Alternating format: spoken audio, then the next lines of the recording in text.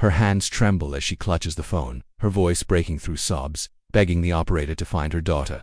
She hasn't heard from her since the news broke, since the world stopped spinning for a moment in Sydney. Pacific Star Flight 814, a gleaming Boeing 777-2300ER, was supposed to be a routine red-eye from Sydney to Los Angeles, carrying 288 souls, 275 passengers and 13 crew. Families heading to Disneyland, executives chasing deals, students chasing dreams. But at 2:17 a.m., just minutes after takeoff, something went horribly wrong. The plane, a marvel of modern engineering, turned into a blazing inferno. Crashing into a quiet coastal suburb near Sydney's Kingsford Smith Airport, the fireball lit up the night, swallowing homes, dreams, and lives. All but one person on board perished, and 22 residents on the ground were lost. Yet, somehow, a young woman, Amara Chen, seated in 14C, walked out of the wreckage, burned but breathing. How did she survive? And why did this state-of-the-art jet fall from the sky? Stick around, folks, because the truth behind this tragedy will leave you stunned. Let's rewind to April 15, 2025. It's a cool, clear night in Sydney. Pacific Star Flight 814 is parked at Gate 53, its silver fuselage gleaming under the airport lights. On board, you've got 275 passengers, 112 Australians, 89 Americans, 44 Chinese, 20 Brits, and a handful of others from all corners of the globe. There are kids clutching stuffed animals, honeymooners snapping selfies, and business travelers sipping coffee, ready for the 13-hour haul across the Pacific. The crew, 13 strong, includes Captain Elena Martinez, a 20-year veteran with 18,000 flight hours, and First Officer Liam Patel, a sharp 32-year-old with a reputation for precision. The Boeing 777-300R, powered by two massive GE 90115B engines, is one of the safest and most reliable aircraft ever built. It's a beast, capable of carrying nearly 400 people across continents without breaking a sweat. Everything checks out: pre-flight inspections, fuel load, weather reports, clear skies, light winds, no red flags. At 2:12 a.m., the plane rolls down runway 34L, engines roaring, and lifts off smoothly. For 90 seconds, everything is perfect. Then, chaos. At 2:14 a.m., air traffic control hears a garbled transmission from Flight 814. The first officer's voice cuts through, sharp and panicked. "Mayday, Mayday, we're losing control." The tower responds, but there's no reply. Eyewitnesses on the ground, residents of Maroubra, a sleepy beachside suburb, describe a terrifying sight. The plane, barely 1,000 feet up, seems to wobble, its nose pitching erratically. One witness, a retired fisherman, swears it looked like the jet was fighting to stay alive, like a wounded bird. Then, at 2:17 a.m., it plummets, smashing into a row of homes on Fitzgerald Avenue.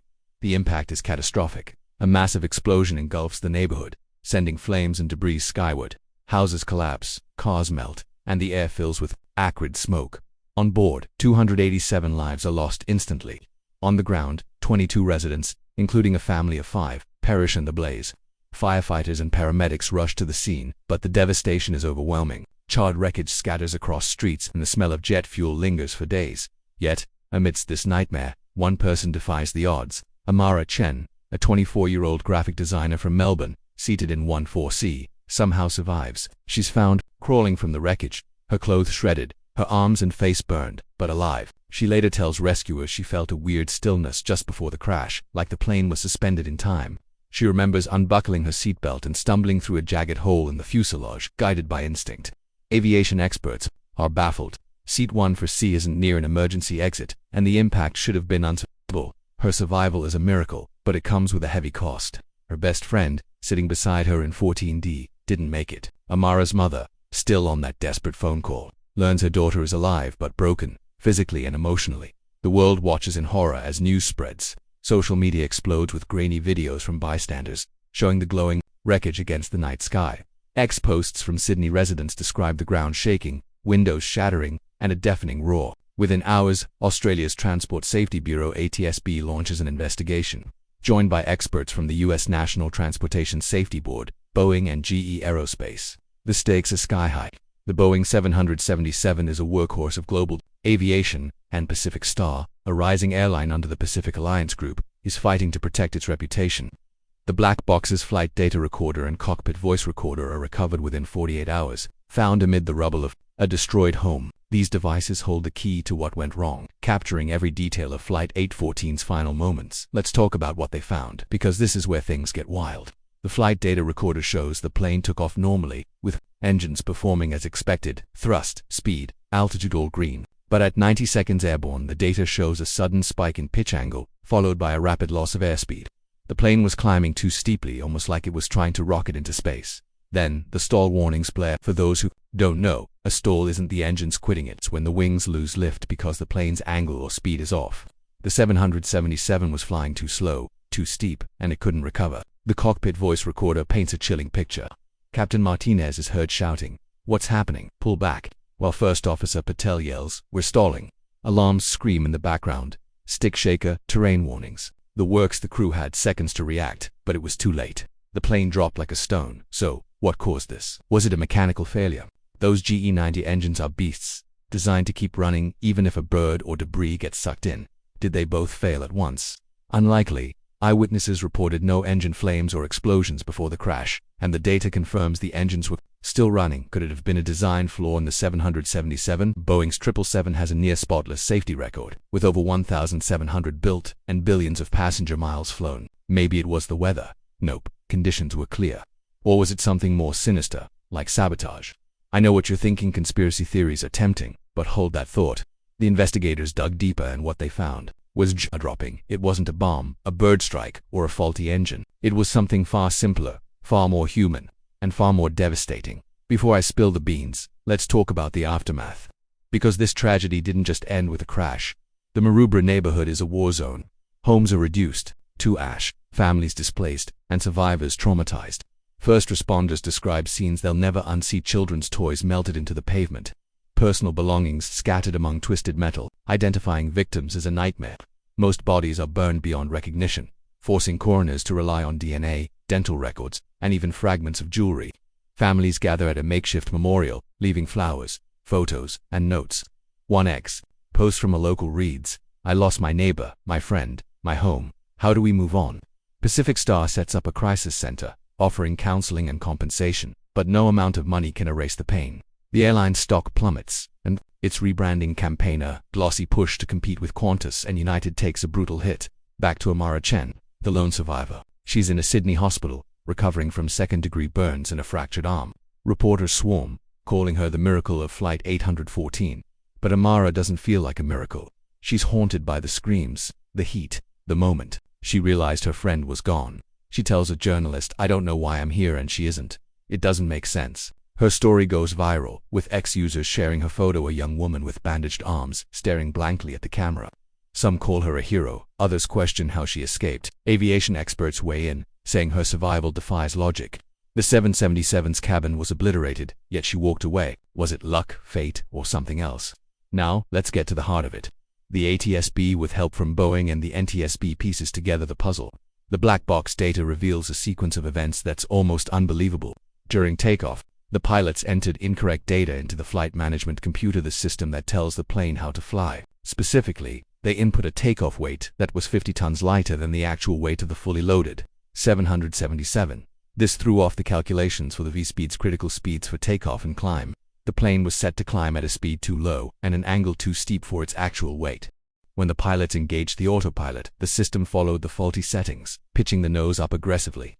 The airspeed dropped, the wings stalled, and the plane lost lift. The crew tried to correct it manually, but at low altitude, with only seconds to react, they had no chance. How does something like this happen? The 777's cockpit is packed with redundancies, checklists, cross-checks, and warnings. The pilots should have caught the error during pre-flight. Captain Martinez and First Officer Patel were experienced, but investigators found signs of fatigue.